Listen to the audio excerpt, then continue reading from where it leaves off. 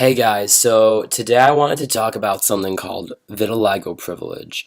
So, for those of you who don't know, vitiligo is this skin condition where basically your body doesn't produce enough um, pigmentation. So, there's patches of your body that are white, and this happens in people of color. And so, what I wanted to talk about is what happens when these individuals basically benefit from privilege. So, a prime example that got me thinking about this is a supermodel called Winnie Harlow. I think that's her name. Let me just check that for you guys. Yeah, Winnie Harlow. She was made famous she was on America's Next Top Model, but since then she's gone on to be really successful. She didn't even win the show. Um, and I think it's interesting how successful she is. Like she's on magazines, she's all over the place. She's representing like every major fashion brand, and she's a beautiful, strong black woman, but the issue that I have with this is there are so many beautiful black women. Why is it that she has become so successful? Why is it that her beauty is so embraced and popularized? Like, and so I basically came to the conclusion that she has privilege. She has vitiligo privilege because she's literally part white from this disorder. Her skin is white in some areas, and I think it's interesting, and it speaks a lot about us within the black community that it takes a woman with a literal skin disorder for us to embrace a black woman. The fashion industry is notoriously racist, sexist, colorist. I mean, Winnie Harlow does have very light skin, so that's another thing to consider. And you could argue that her features are actually pretty white. I mean, she actually looks like she could be mixed. But aside from all of that, again, it's like, why her? Like, there's so many beautiful, dark skinned, extremely black woman looking women.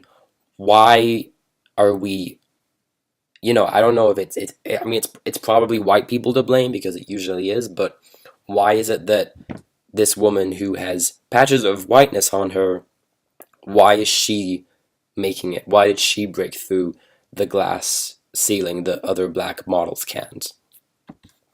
And it's not just Winnie Harlow. I mean, for example, Michael Jackson, he had vitiligo, and he arguably became more successful because of how white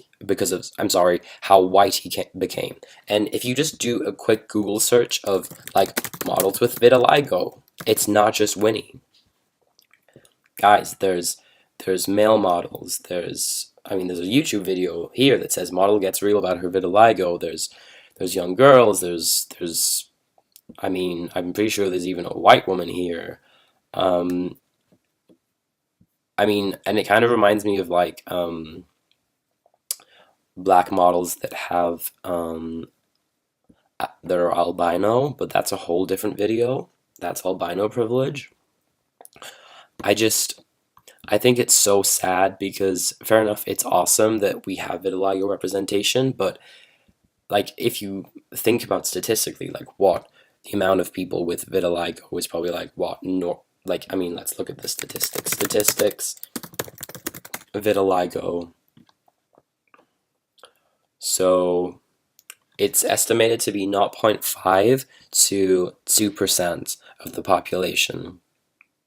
Okay, so not, let's say 2%, and then I'm pretty sure that they're overrepresented.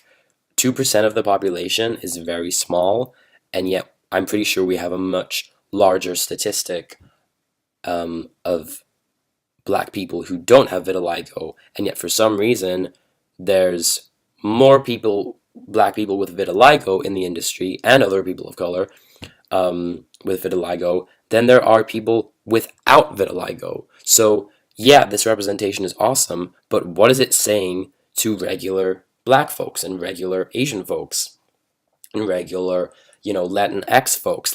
you have to have a skin condition that makes you part white for you to be accepted by the mostly white fashion industry. Like, what is this? This is so bizarre and it's so toxic. And it's another example of this very, like, subtle kind of, white is right, basically, message that the world sends us. It's in acting, it's in modeling, it's in jobs, it's everywhere, and it's so sad. And I feel like no one is discussing this. Like, some people talk about albino privilege, and that's awesome, but no one is talking about vitiligo privilege. So we need to start a dialogue, guys. We really do. I mean, if I search vitiligo privilege, nothing comes up. Absolutely nothing comes up, and this is not okay.